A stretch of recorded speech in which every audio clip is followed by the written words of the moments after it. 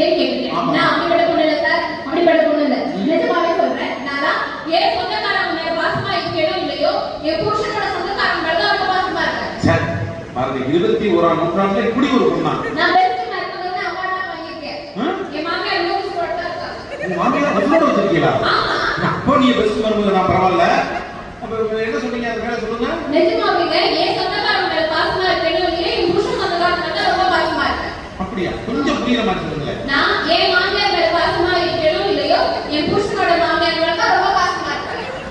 சரி இப்ப வந்து நான் கல்யாணம் பண்ணி எடுத்து தோக்கு வளர்ந்த அளவுக்கு நான் குவாலிட்டியான ஆள் தானே. சார் காசை கொடுத்து சார் கிளம்பட்டோம். என்ன சொல்றீங்க? கிளம்புமா. உங்க புருஷனோட மாமியார்னா உங்களுக்கு என்ன வேணும்? என் பேர் அம்மா, என் புருஷன் தான் மாமியார். பெரிய ஒரு அதிபர் மாமியார் மாதிரி. என் பேர் அப்பா, என் புருஷன் தான் மாமனார். உங்களுக்கு தம்பி, உங்க புருஷனுக்கு மச்சினர், உங்களுக்கு தங்கச்சி.